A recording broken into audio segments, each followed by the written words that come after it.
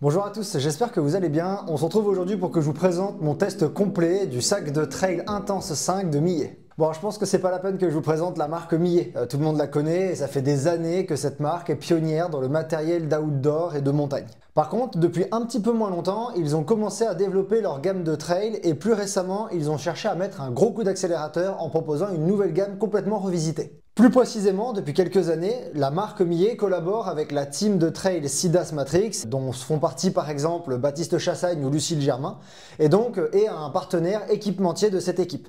Ce partenariat, il n'est pas au hasard, et je le mentionne pour une raison particulière, c'est parce que le sac que je vais vous présenter aujourd'hui a été complètement pensé et conçu avec les membres de cette équipe. Si vous reprenez les images et que vous regardez attentivement, vous verrez par exemple que c'est le sac qui a accompagné la 3e place de Baptiste Chassagne lors de la Saint-Élion 2022. Si l'entrée de Millet dans le monde du trail a été assez timide, vous verrez que si vous allez sur le site et vous regardez dans la catégorie trail, il y a eu une considérable augmentation de type de produits, du nombre de produits proposés récemment. On retrouve 3 sacs, le Intense 5 dont on va parler aujourd'hui, le Intense 12 et le Trilogy Sky.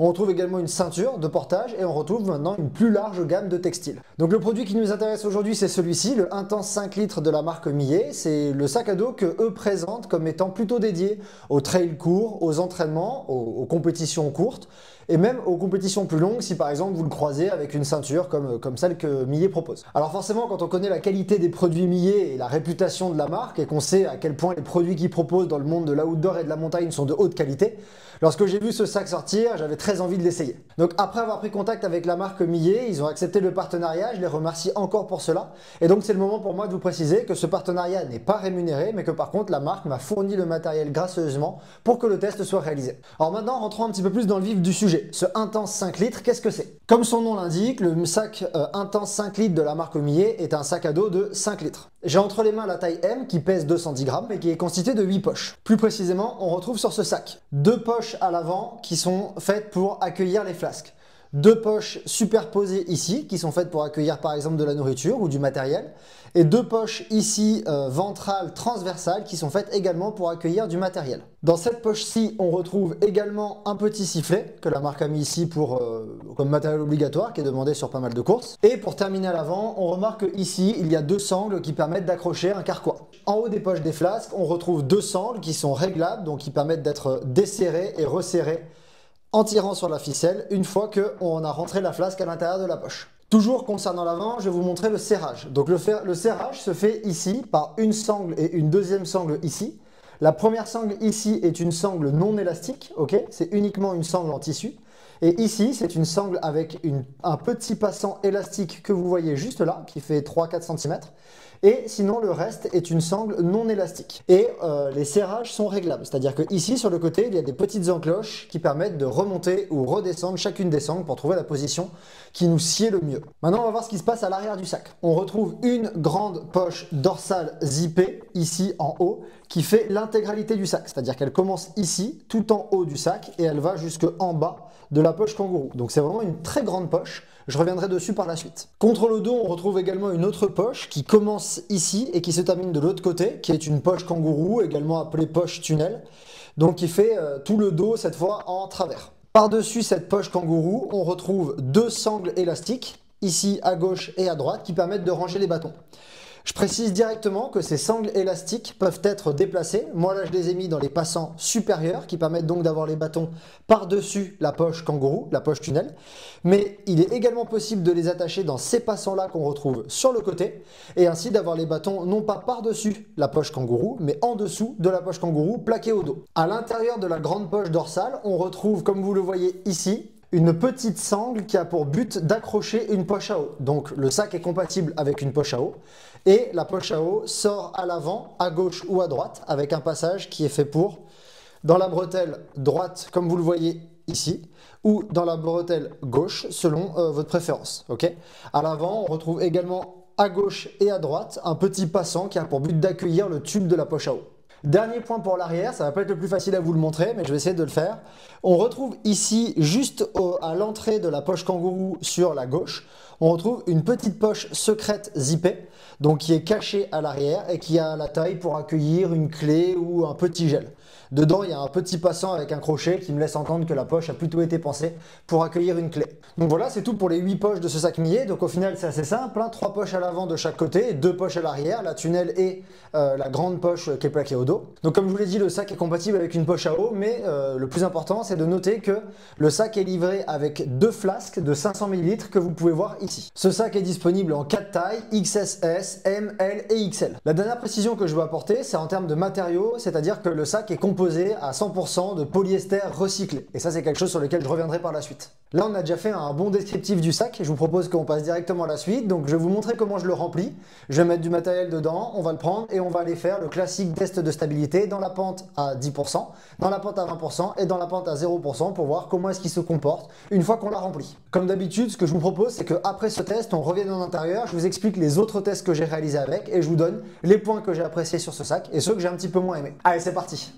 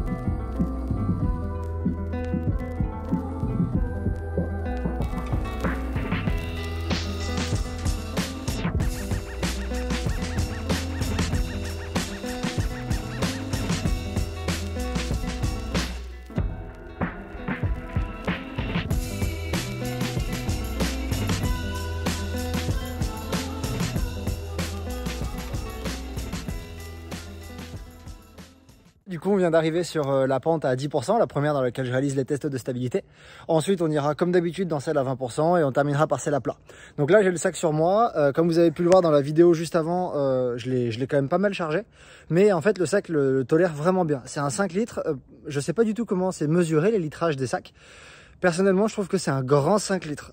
J'ai mis pas mal de matériel là-dedans, à savoir que j'ai mis le même matos que la dernière course à laquelle j'ai participé. Et donc, on retrouve à l'intérieur donc un manche longue, un collant chaud, une couverture de survie, à l'arrière dans la poche zippée. Dans la poche kangourou derrière, j'ai mis ma veste imperméable. Par-dessus, il y a des bâtons qui sont tenus avec les sangles porte-bâtons qui sont faites pour. Là devant, j'ai des flasques. J'ai de la nourriture à droite, de la nourriture, là ce sera mon téléphone, de la nourriture à gauche dans la petite poche qui est ici. Ici, dans cette poche-là, j'ai mis ma frontale, ok, elle me gêne pas du tout, j'avais peur qu'elle me gêne un peu, mais pas du tout. Et donc là, j'ai des flasques. La première chose que vous pouvez remarquer, c'est que contrairement à d'autres sacs, celui-ci se porte assez large. C'est comme ça qu'il est conçu. Vous pouvez le voir là, les flasques m'arrivent quasiment à hauteur des bras. Là de suite, j'ai pas l'impression que ce soit gênant, mais on va le voir à l'utilisation. La seule chose que moi j'ai fait, c'est qu'à l'arrière, j'ai changé le positionnement des bâtons. Donc j'essaie de vous le montrer là. Le positionnement des bâtons, en fait, il a deux positions possibles. Soit on les attache en dessous de la poche kangourou, soit par-dessus la poche kangourou. Moi, j'ai une préférence par-dessus la poche kangourou, tout simplement parce que comme ça, les bâtons ne se sentent pas. C'est modulable, hein, il suffit juste d'enlever le petit crochet, de le mettre par-dessous et on change comme ça si on veut les bâtons par-dessus la poche kangourou ou en dessous. Moi j'ai fait le choix par-dessus, donc les images que vous allez voir là sont par-dessus. On va commencer là de suite les tests de stabilité dans la pente à 10%, ensuite on ira dans celle à 20 et on terminera par celle à 0. Allez, c'est parti. Juste avant de commencer, j'ai oublié de vous dire un truc, je ferai également comme d'habitude 2-3 images en montée, mais comme d'hab, hein, normalement il n'y a pas de problème en montée, mais je ferai quand même 2-3 images juste pour que vous voyez comment le sac se comporte également dans des montées. Mais nous, comme d'hab, on va surtout se concentrer sur les descentes.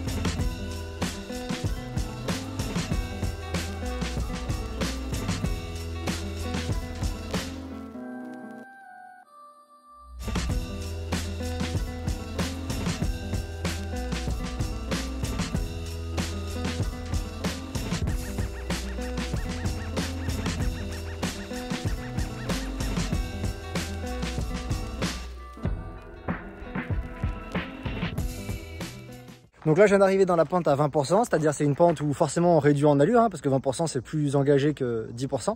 Mais par contre, les contraintes biomécaniques sont un petit peu plus élevées puisqu'on prend un peu plus de hauteur, donc il y a plus d'oscillation verticale. Donc on va voir comment le sac se comporte dans cette pente-là, avec les flasques pleines, les flasques à demi pleines et les flasques complètement vides. Allez, c'est parti!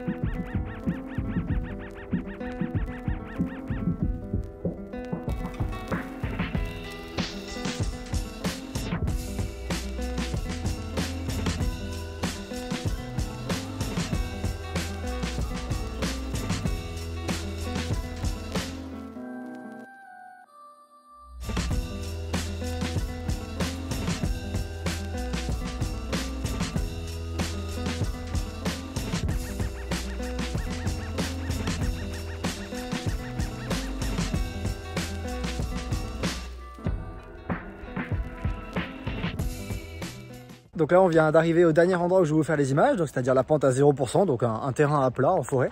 Donc je vous propose qu'on attaque directement pour voir comment le sac se comporte quand on court avec lui sur des portions plutôt plates.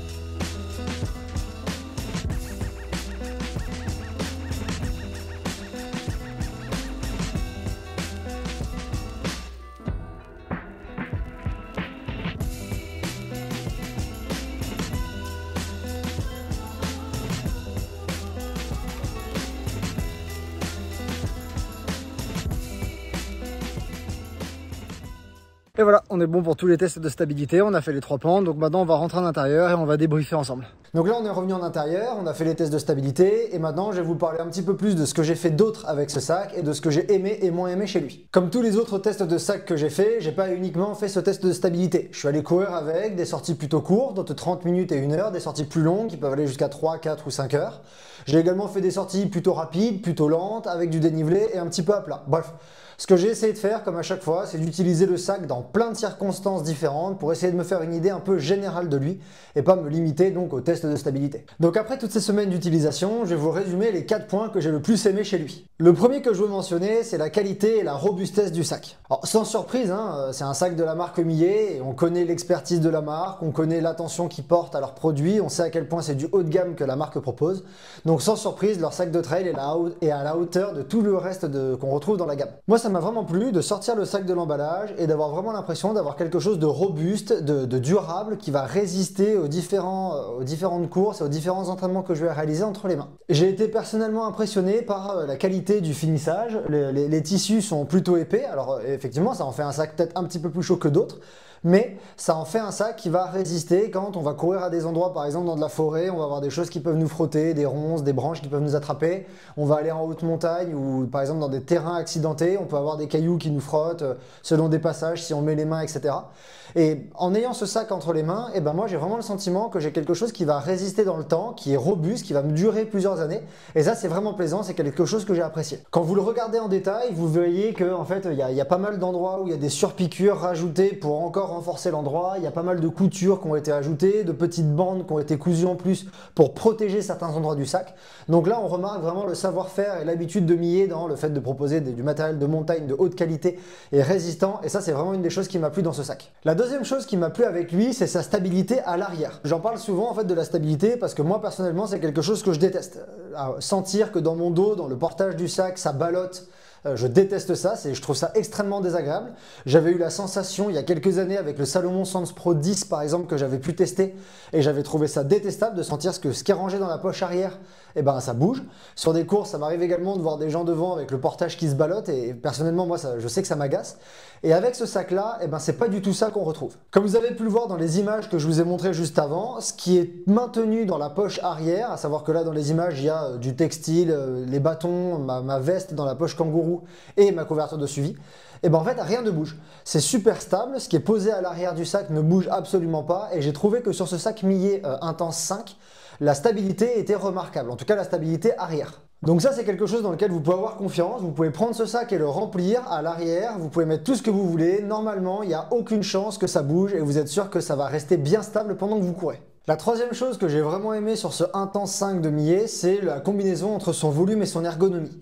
Alors, tout d'abord, concernant le volume, je ne sais pas du tout comment est-ce que le volume d'un sac est mesuré, donc loin de moi l'idée de vouloir revenir en fait sur les mesures qui ont été avancées par Millet. S'ils disent que c'est un 5 litres, c'est un 5 litres.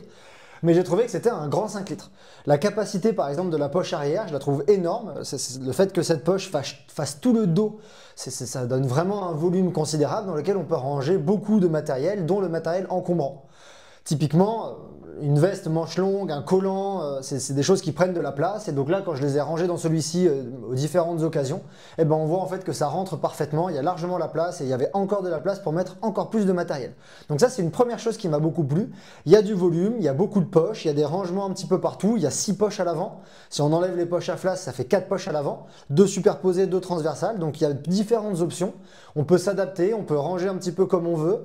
Et ça, c'est quelque chose que j'ai apprécié, le fait qu'il y ait du volume, il y ait de la place, il y ait du rangement dans le sac. Alors, il y a du volume, il y a de la place, mais ce qui est appréciable, c'est qu'il y a de la place et du volume qui est accessible. Et c'est ça que pour moi, j'appelle l'ergonomie.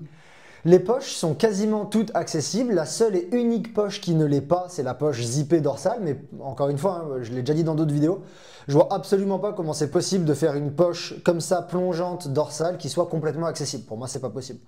Toutes les autres poches sont accessibles, celles qui sont sur le ventre, celles qui sont à l'avant, même la poche kangourou est accessible.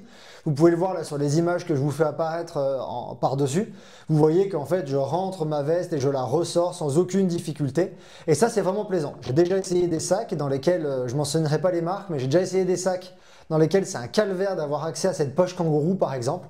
Et donc en fait ça en fait une poche qui est quasiment inutilisable ou qu'on n'a pas envie d'utiliser. D'une part parce qu'on doit se battre pour faire rentrer le matériel qu'on veut mettre dedans, et d'autre part parce que quand on y arrive, on a du mal à le faire sortir parce qu'on n'a pas accès au contenu. Donc ça pour moi c'est quelque chose qui est agréable.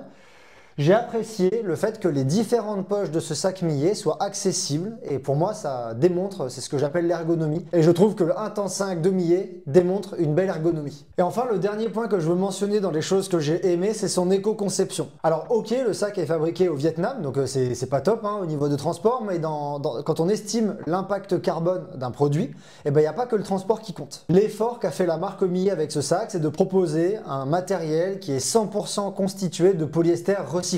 Et le fait de choisir un matériau recyclé, ça réduit considérablement l'impact carbone de ce que vous avez entre les mains.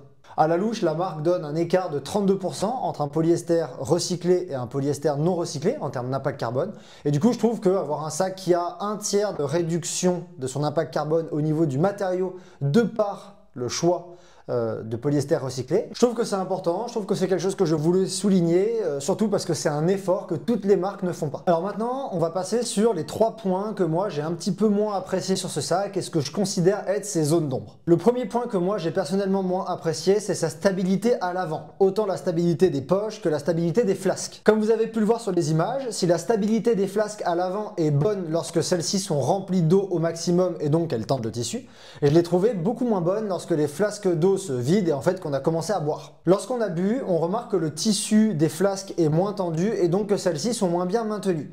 Malheureusement, alors l'élastique réglable ici qu'on retrouve en haut de chaque côté des flasques, c'est super, hein, ça permet de bien serrer la tête.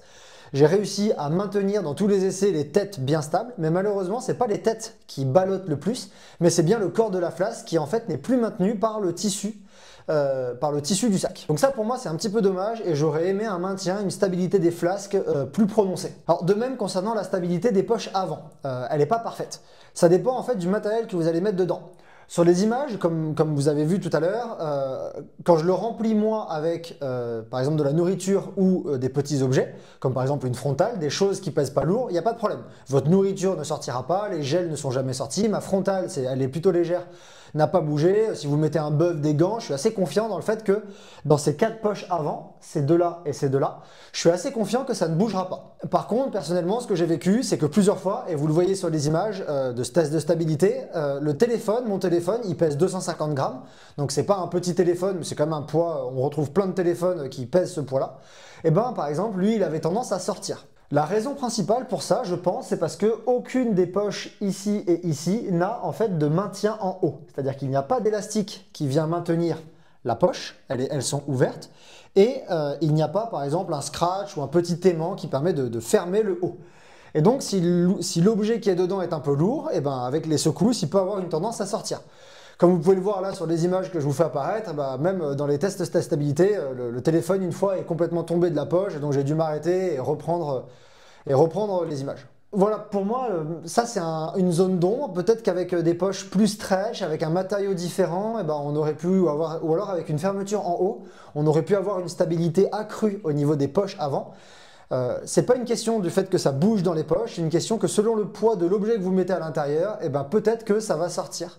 Donc il vaudra mieux privilégier des objets qui pèsent pas lourd que des objets qui pèsent lourd. Alors je le précise, ça c'est un problème qui se règle très facilement. Soit vous savez coudre, soit vous connaissez une couturière, vous allez chez une couturière en ville, vous placez un petit scratch en haut de chacune des poches ou une bande aimantée et c'est fini, ce qui va être à l'intérieur de la poche ne peut plus sortir. La deuxième zone d'ombre que moi je lui trouve à ce sac, c'est sa largeur. Au début, lorsque je l'ai reçu et je l'ai essayé, j'ai même cru que je m'étais trompé de taille. Et en fait, pas du tout. Quand on regarde les photos sur le site, c'est tout à fait normal, le sac est conçu comme ça. Il est conçu pour être porté super large, avec les épaules qui arrivent non pas sur les pectoraux, mais plutôt à la jonction entre les épaules et les pectoraux, là, large. Donc ça c'est quelque chose que moi j'ai moins apprécié parce que je trouve que ça m'embêtait un petit peu au niveau des bras et du coup ça gênait un petit peu mes mouvements naturels et donc j'ai pas trop aimé cette grande largeur. Comme vous pouvez le voir sur les images là que je vous fais défiler, par rapport à d'autres sacs, d'autres marques que je possède, en fait c'est le sac le plus large que j'ai jamais testé. J'ai jamais eu sur le dos un sac avec les bretelles aussi écartées. Principalement, je pense que la raison de cet écartement, c'est pas forcément que le haut des bretelles est large, mais c'est que le sac a une tendance à être conçu en diagonale et que le bas, les poches en bas s'écartent un petit peu et donc font qu'il vient passer par-dessus la jonction épaules-pectoraux. Alors bon, je pense que c'est un positionnement auquel il faut s'habituer, hein. C'est peut-être juste que moi j'ai pas l'habitude, j'ai toujours eu des sacs qui avaient un positionnement beaucoup plus resserré. Peut-être que c'est quelque chose auquel on s'habitue, mais moi j'ai pas été super fan de cette largeur de bretelles qui est proposée sur ce sac Intense 5 litres. Et pour moi, c'est une de ces zones d'ombre. J'aurais apprécié un sac un petit peu plus sur le thorax qu'à la jonction épaule-torse. Alors peut-être que ce choix a été fait pour une raison en particulier, hein. Peut-être que c'est fait pour libérer la cage thoracique, peut-être que c'est fait pour moins la gêner, moins de contraintes à l'avant, respirer mieux, je sais pas du tout. Mais en tout cas, moi c'est quelque chose que je considère comme étant plutôt une zone d'ombre, en tout cas quelque chose que moi j'ai pas apprécié. Le dernier aspect que moi j'ai vécu et j'ai moins apprécié, ça concerne son confort de manière générale. Si je vulgarise, en portant ce Intense 5 sur le dos, j'avais plus l'impression d'avoir un sac à dos de trail qu'un gilet de trail comme on retrouve maintenant beaucoup sur le marché. Je le trouve de manière générale un petit peu épais, je trouve qu'il manque d'élasticité, le fait qu'il soit un petit peu écarté, ça peut également limiter un peu les mouvements au niveau des bras, et donc tout ça, ça participe à diminuer son confort. De même, comme je vous l'ai dit tout à l'heure au début de la vidéo, les sangles qui permettent le serrage thoracique ne sont pas élastiques. Il y en a une qui a une petite bande qui est cousue sur une petite bande élastique et le reste de la sangle n'est pas élastique. et la sangle qui est en haut n'est pas élastique du tout. Et ça aussi, par rapport à d'autres sacs qui ont par exemple des sangles zippées, des sangles élastiques, ça diminue un petit peu le confort. Enfin, le dernier élément qui peut diminuer un petit peu le confort de ce sac, c'est le fait qu'il ne possède pas d'élastane dans sa composition. Quand j'ai comparé avec les sacs que moi j'ai trouvé les plus confortables, que j'ai eu la chance d'essayer, qui étaient à mon sens les plus confortables, on remarque que tous les sacs que moi j'ai appréciés avaient entre 10 et 30% d'élastane à l'intérieur. Alors que comme je vous l'ai dit juste avant, celui-ci est constitué à 100% de polyester recyclé. Le polyester recyclé, c'est pas le matériau le plus élastique, et donc peut-être que tout ça combiné, ça fait que le sac est un petit peu moins confortable que d'autres sacs qu'on peut trouver sur le marché. Alors la première solution que je vois en tête, si jamais vous voulez améliorer les sensations avec ce sac, je pense, c'est de porter un t-shirt un peu plus épais que la moyenne. Au plus votre t-shirt sera fin, au plus vous sentirez ce que moi, j'ai personnellement vécu comme étant un manque de confort. Au plus vous mettrez un t-shirt qui est peut-être un peu plus épais que d'habitude et au moins vous sentirez ça, donc vous pourrez donc peut-être outrepasser cette limite assez facilement. Donc voilà, tout ça pour moi, c'est les 3 zones d'ombre du sac Intense 5. Je ne sais pas si Millet a prévu des améliorations bientôt. Récemment, j'ai vu Lucille Germain et Baptiste Chassagne dans certaines vidéos courir avec un sac légèrement différent de celui-ci. On remarque des surpoches un peu différentes, des couleurs un peu différentes, donc peut-être que c'est un prototype qui est censé venir remplacer celui-là. Je ne sais pas ce qu'il y aura de nouveau dessus ou pas, mais en tout cas, moi, ces 3 points-là, c'est ceux que j'ai trouvés comme étant des zones d'ombre que j'ai un petit peu moins appréciées dessus. Alors personnellement, en conclusion, qu'est-ce que j'ai pensé de ce sac ? Pour un presque premier essai, parce que effectivement, avant ce sac-là, Millet n'avait pas grand-chose à nous proposer en termes de trail, si je dis pas de bêtises, il n'y avait qu'un seul sac. En termes de presque premier essai, en tout cas d'évolution de la gamme considérable, je trouve que l'essai est quand même réussi. La marque Millet arrive avec ce Intense 5 à nous proposer un sac d'une part à un prix très concurrentiel, parce que je ne l'ai pas encore mentionné, mais il ne fait que 100 €, ce qui sur le marché des sacs de trail est quand même parmi les prix les plus bas qu'on peut trouver. Et un sac du coup à un prix concurrentiel avec un beau volume, une belle ergonomie et surtout une grosse robustesse qui nous promet un sac durable dans le temps. Malgré ces quelques zones d'ombre que j'ai mentionnées, je pense que c'est un bon sac qui vous accompagnera dans certains trails et dans certaines aventures, surtout dans les aventures où d'autres sacs et où d'autres matériaux auraient rendu l'âme rapidement. Là, si vous avez des aventures prévues sur des terrains accidentés, dans des environnements, je ne vais pas dire hostiles, mais presque, avec des choses qui peuvent vous abîmer, vous savez que vous abîmez le matériel. Vous savez que là, vous avez entre les mains un sac qui est plutôt robuste et qui risque de ne pas trop subir ces différentes contraintes liées à l'environnement et qui vous durera probablement longtemps. Comme je vous l'ai dit, ce sac est disponible au prix de 100 € sur le site de la marque Millet. Je vous ai mis le lien en description. Si jamais vous avez des questions sur ce dernier, vous pouvez soit contacter le service client Millet, ils vous répondront rapidement, ou alors m'envoyer un message à moi sur YouTube ou sur Instagram, je me ferai un plaisir de vous répondre. Et c'est tout pour ce test du Intense 5 litres de la marque Millet. Moi je vous dis à bientôt pour un autre test matériel.